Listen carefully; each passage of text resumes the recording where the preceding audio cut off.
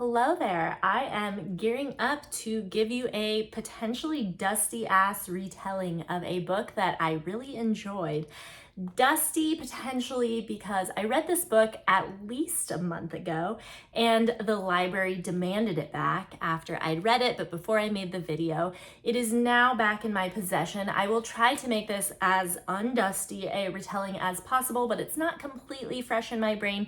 But because I really liked it, I do think the important things, they're still up in here. The book I am going to be talking about today is Saving Noah by Lucinda Berry, and this was a viewer recommendation, and I also am feeling a little dusty in my recall of this person's username. I dug around in my comments and I couldn't find you, but just know that I love you because I loved this book. This was a great recommendation. Give me more like these. Hello, my name is Leah. Welcome to my channel, Dirty Little Literate, where I like to talk about books that are disturbing, disgusting, etc., what have you. This one is certainly disturbing. We got some disgusting, so let's get into it. This is a sex offender book. This is my second sex offender book that I'm talking to y'all about. Well, to be honest, I guess there's a lot of sex offendery type things that happen in quite a few of the books that I discuss, but only two that I'm considering sex offender books.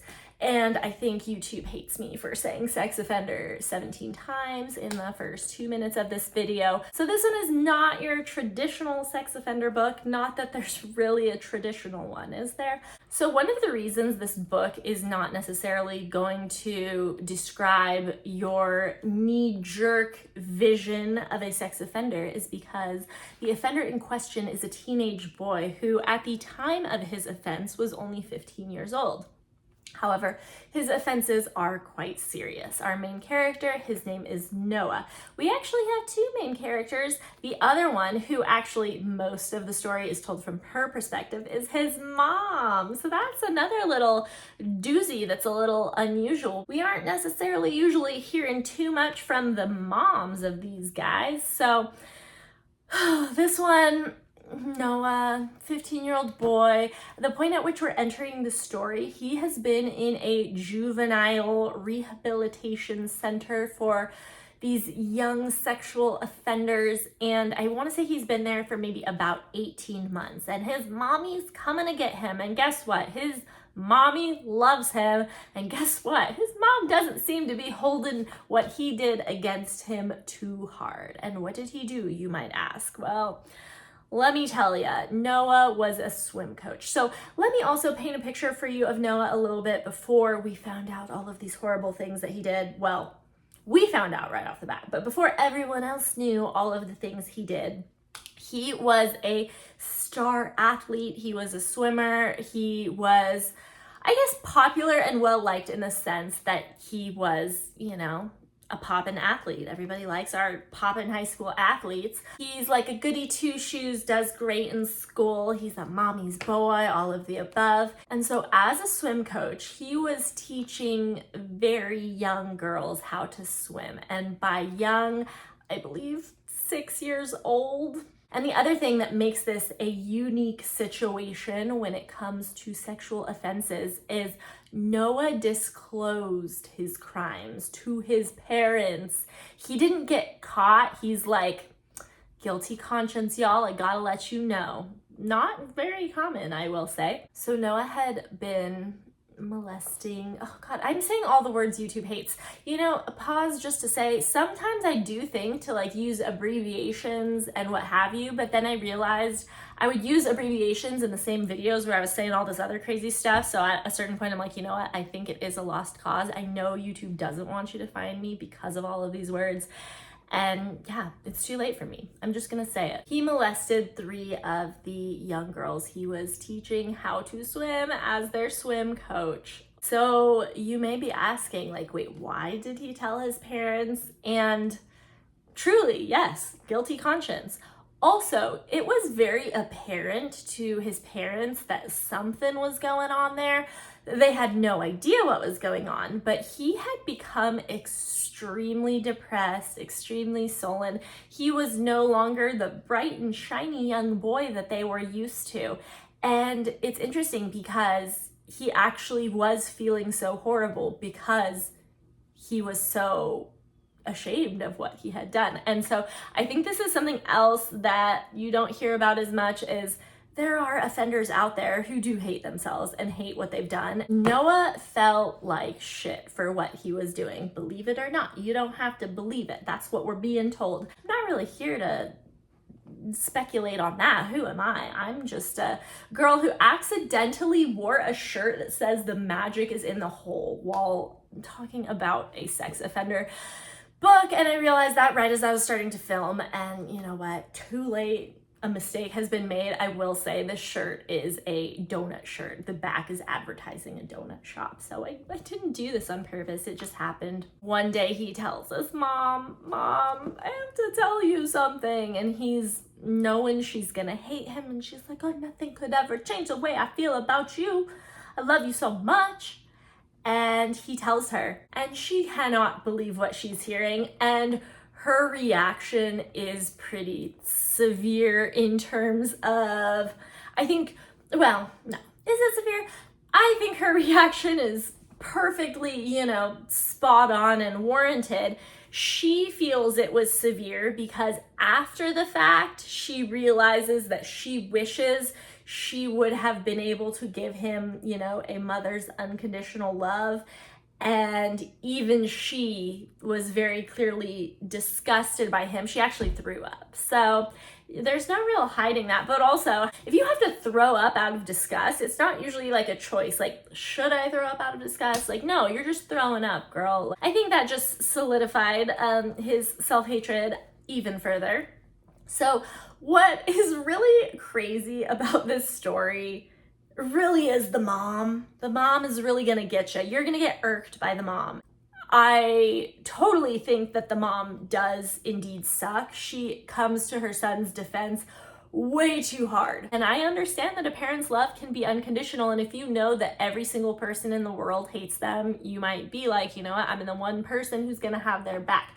However, what I think is that obviously what he did is indefensible.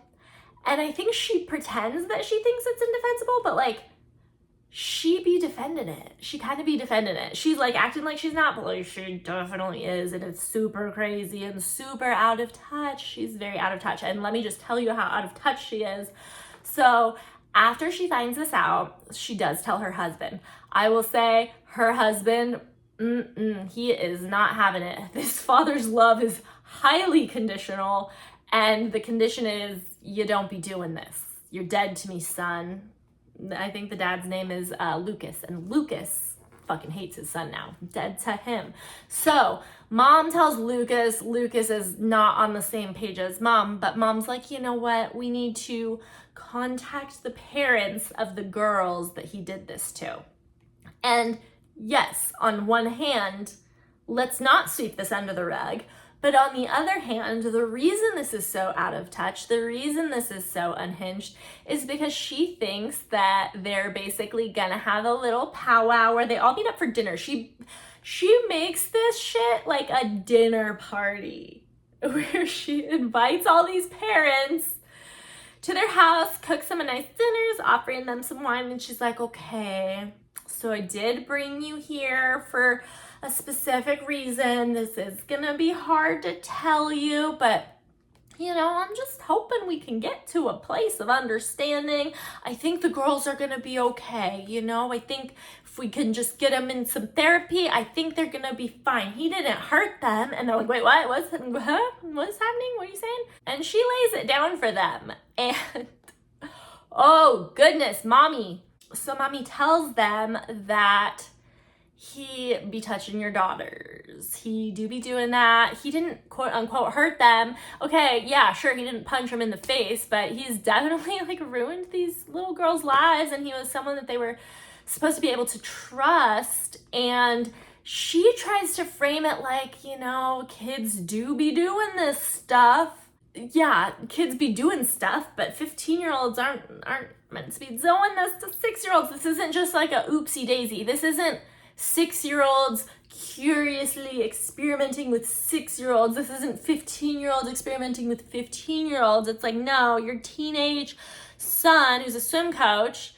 just, these little children girls, little baby girls. And So she thinks they're all just gonna be able to sort it out together. And these parents are fucking horrified, rightfully so. And they're like, what the actual F? They're horrified. Don't talk to them, don't look at them. How dare they invite them over for dinner? You know what I'm saying? And so I think she's just like frazzled, like, wait, this isn't going how she expected it to be going. And she keeps looking at her husband for support. And her husband is very much like pounding his wine and just like silent. He's not gonna add anything. What's he gonna add? He's like, fuck my son. Sorry about it. This fucking sucks. And so what do you know? This mom is in complete shock and awe when the cops come for her son. She somehow did not even really seem to be processing this as a crime. She just seemed to think it was like a mistake, kids be making mistakes. But no, of course these parents are like, absolutely not. This boy should not be around children. He is not a safe person.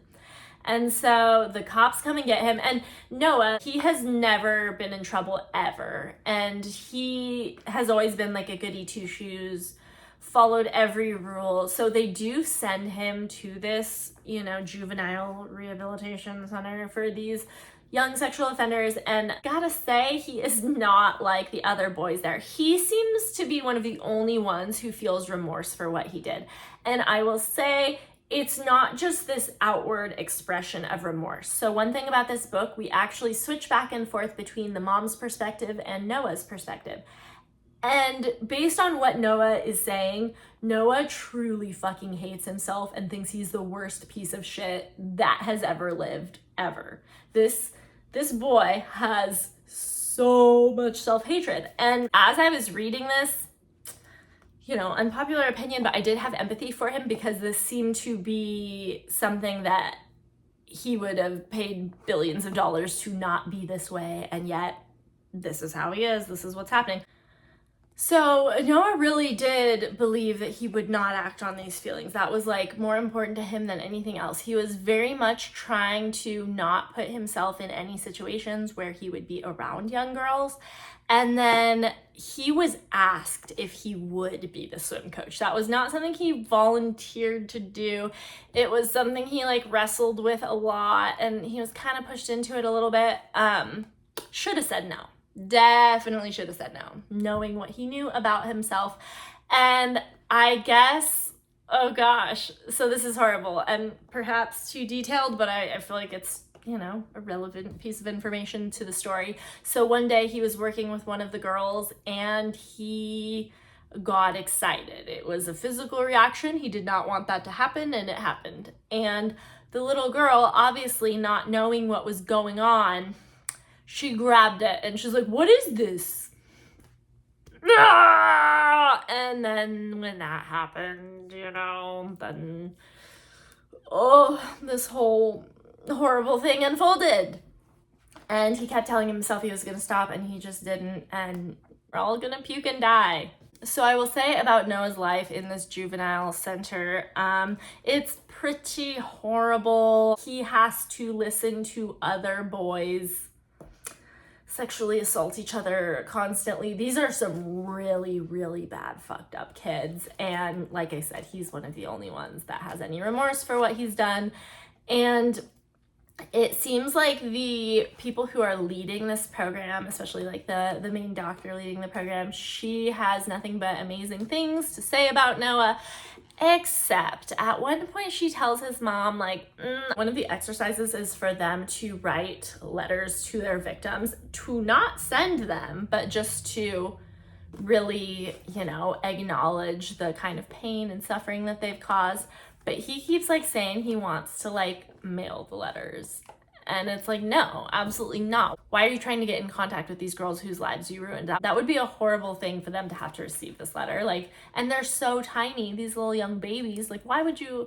No, and he doesn't seem to understand that he shouldn't be doing that. And that's just kind of setting alarm bells off for the woman leading this program. And she tells Noah's mom that, and Noah's mom is just very defensive, well, no, he wants to apologize, whatever, blah, blah, blah. She just seems to think he can do no wrong, even when he be doing wrong, and even when she knows it's wrong. It's kind of crazy. And one of the other unhinged things she said, so like their whole family, like they're pariahs now because of this. And she really hypes up how much they are victims. And at one point, I think she even says that like Noah's more of a victim than anyone else because these girls will, you know, go on to live their lives and they're so young and whatever, blah, blah, blah. But like his life is over forever. He's always going to be on the sex offender list. Like, you know, blah, blah, blah, blah, blah, blah. Woe is her son. Okay, lady. One thing to add, right before Noah got out, his mom and his dad are having a conversation about what's going to happen when he gets out because his dad has purposefully ignored this conversation altogether. He will not talk to his wife about Noah at all. Noah's like dead to him. And guess what? Noah has a little sister the same age as the girls he abused. So that's a whole added thing, isn't it? And I guess Noah was adamant to his mom that he never hurt his sister Katie, and she believes him.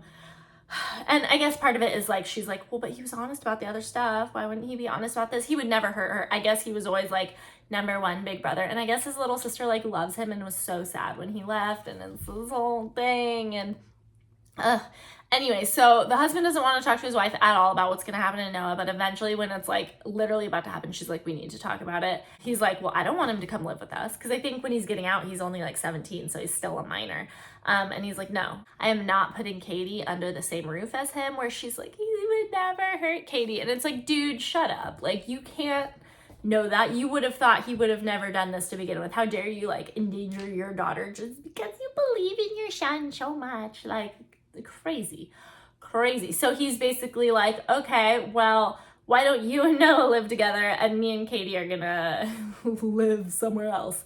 So she thinks this is crazy, and he's like, well, I mean, we don't have to get divorced, but like, let's just, you know, do this. And then once he's 18, he goes and does his own thing. So even though she hates this, she does agree to it. They're gonna live super, super close, but you know, different places. She gets a horribly disgusting, shitty apartment for her and Noah, and then the dad, Lucas, and Katie, the sister, are going to live together in the house. So yeah, you're definitely not thinking that this marriage is gonna go too well from here on out if you're already like planning on living apart for a year. When Noah does finally get out, he is just a completely different person. He's gone through puberty that much more, so he'd be looking more like a man. But he has none of the sparkle and pizzazz he once had. It breaks his mom's heart. Oh my goodness. His mom tries so hard to like make things nice for him. Like, oh, let's go get a meal. Oh, it's so great, whatever. Like, she doesn't realize that like, no, he hates himself. He hates life. He doesn't feel like he has a future. He doesn't want to be here. And she just like can't accept that. And so what becomes apparent is that Noah does not want to be alive anymore. Trigger warning about self-exit attempts. At one point while living with his mom, Noah swallows a ton of pills in an attempt to take his own life, and she is able to get him to throw up and he ends up being okay, but her shit is fucking rocked and she can't believe it. And she just becomes such a helicopter mom, like cannot let anything happen to him. There is also another instance after this where he ends up hanging himself out the window, and I think the mom hears like a neighbor screaming because she sees what happens, and they're able to cut him down, and he is still alive, but he had to go to the hospital for a while, and she just doesn't know what to do because she just feels like unless she's literally around him 24/7, it just seems like he is set on this. He doesn't want to be around. He's like, Mom, like, I feel like I'm going to do it again. Like, I don't want to, but I feel like that's going to happen. And I just don't want to be here. I don't want to be me. It's never going to end. Because even though they moved after this happened, it followed them. People kept finding out. He's never really going to be, you know, some anonymous person where people don't know what he's done and hate him for it. And his mom is having such a hard time coping with this. Throughout this whole time, there are instances where the family will get together. The dad is not happy about it at all, but the little sister wants to see her brother so much. It's so sad. And Oh God, there's one point that's like absolutely crazy where I guess the mom is with Noah and Katie and the dad is elsewhere, and it sounds like the mom is trying to get them to have a slumber party because Katie wants to have a slumber party, and she's like calling the dad, and the dad's like, absolutely not. And she's like, oh, okay, so yes, like, so that Katie's getting all excited, and he's like trying to come to the house, trying to prevent it, all this stuff. And he's just like, if you ever do that again, like, I will get full custody of our daughter. And like, it becomes very clear, like, their marriage is over once she's kind of putting their daughter in a situation that the dad feels is extremely unsafe. The extra horrible part is at one point, Katie, the little sister, is like, I don't care about what he's done. I know he touched those girls. He's not gonna hurt me. I don't care if he touches me. Oh my God. Crazy. So crazy. And it's sad because like the only time Noah ever seems happy is when he's hanging out with Katie. And it's unfortunate because like, I don't know. So like we know from reading his perspective, he really did say he never felt anything towards Katie and like he would never hurt her. And so that's, you know, if we're taking that at face value, it is what it is. And it does seem like that's the only thing that makes him happy, but like also just so problematic for him to even like be in that situation and be around her. So because of the attempts on his own life, Noah does have to go to like a mental hospital so that they can make sure that he does not hurt himself. However, because he is a smart boy, he knows all the right things to say so that they think he's totally good and fine to be released. And his plan is to get released so that he can indeed take his life. And he asks his mom one day to help him end his life. And his mom is absolutely shocked and absolutely does not intend on helping him do this. But he keeps telling her, like, Mom, no matter what, I am going to do this. So you can either help me do it in a way that isn't excruciating or not, but I'm going to do it either way. And after a lot of reflection, the mom eventually agrees. She realizes that her son's life is going to be a life of absolute suffering. She sees how miserable he is, and she also ends up finding out that at one point he was sexually assaulted by other boys, I think with like a baseball bat, after he was released, once he went back to school, so he can't even go to school. Like he's never going to be able to like get a job. Like everything is just kind of down the drain for him. And when she realizes that her child is always going to be at risk of being assaulted like that, like she is like, fuck, I can't put him through this. Which the crazy part is like she feels like he should never have to endure that, but she's acting like the little girls should be totally fine eventually because they were so young, which is crazy. But anyway, she eventually agrees, and she is able to get a prescription from her doctor because she basically doesn't sleep, doesn't eat. Like her whole life has been horrible ever since, you know, this happened. And I'm not trying to be like, oh my gosh, poor her, but I'm just saying this is just what it is. So she's been trying to use sleeping pills for a long time and they barely do anything. So she's able to get a super intense prescription from her doctor, and this is something that she's planning on giving to Noah so that he can die. Oh. So one thing I do want to mention, when Noah was in the juvenile facility, like his dad did not want to visit him. His dad doesn't want a relationship with him at all. And at one of the original attempts on his own life, the mom tells the dad and is like, please, can't you just talk to him? And it honestly doesn't even seem like the dad cares if he dies or not. And the mom cannot believe this, but she's like, please just, you know, say something to him.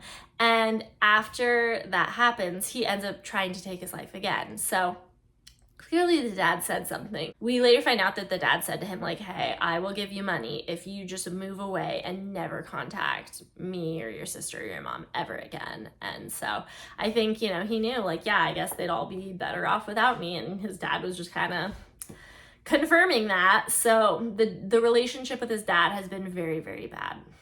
After the mom decides to help Noah take his own life, he becomes jovial. He is the happiest boy in the world knowing he's going to die, and it breaks his mom's heart, but it is what it is. It's finally like the end is in sight, and there is this kind of like waiting period. They all have this like great day at the boardwalk together, the whole family, even though obviously the dad isn't like into it, but like she's like, please, just this one thing. And so, you know, the sister Katie gets to have a great day with her brother, and this is kind of like the last powwow that they're gonna have. And they're obviously not telling the dad that this is their plan. The whole goal is for them to get away with it and no one to ever know that the mom had anything to do with it, so that she doesn't have to suffer any legal repercussions. So Noah's mom does keep to her word, and she does give him the drugs, and he does die. So what happens after this rocked my shit a little bit. So after Noah dies, we get a chapter from the dad, Lucas's perspective. And it starts out like, I'm not sad Noah's dead. I know that's a shitty thing to say. I know it makes me a bad dad, but I'm just not. And we find out that the reason he hated Noah so much is because it was looking like in a mirror. So we find out that when Lucas was a teenager, he had been molesting a couple of his younger female cousins. And the family found out, and once it was discovered, it ripped his family apart, and he kind of, you know, was ostracized for it, of course. And he hated himself for it, and he felt disgusting and horrible. And it was very similar to Noah in that it wasn't like he was just trying to get away with it. He's like, I don't even know how I let this happen. He hated himself. And so for the rest of his life after that happened, he forced himself to never act on his urges ever again. And so when he found out what Noah did, it was an absolute gut punch, because he realized his son was just like him. And he had no sympathy for him, because he's like, I did the same thing and then I made sure to never act on it again. So the fact that Noah was like still acting on it consistently, like he couldn't handle it.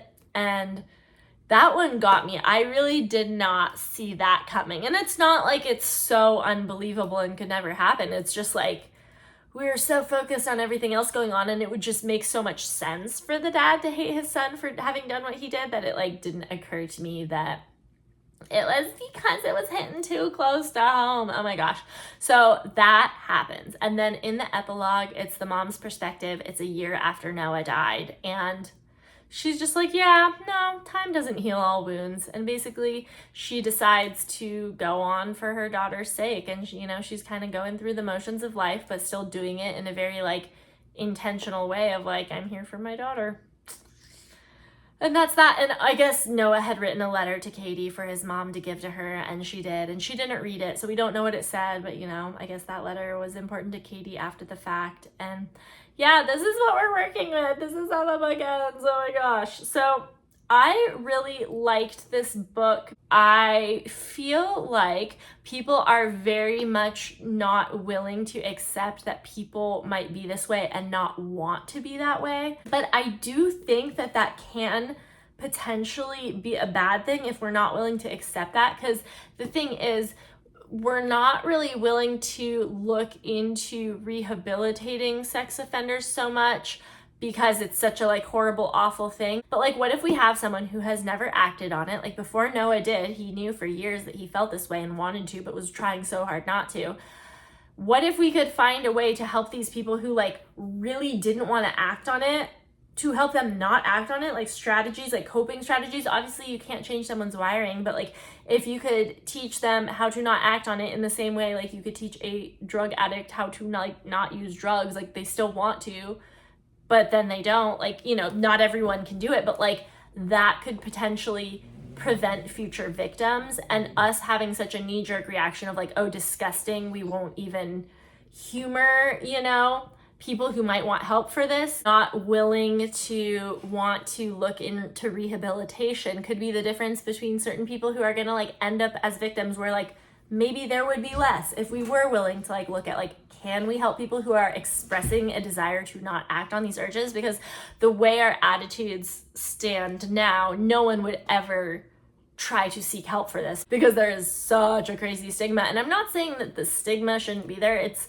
definitely something that people absolutely like should not feel comfy to like just express and think it's okay, obviously. But if you really don't want to act on this and no one's willing to help you, and then you act on it, that's kind of also, you know, a societal issue as well. Like we should all be trying to do whatever we can do to result in there being less victims, even if it might make us feel uncomfy.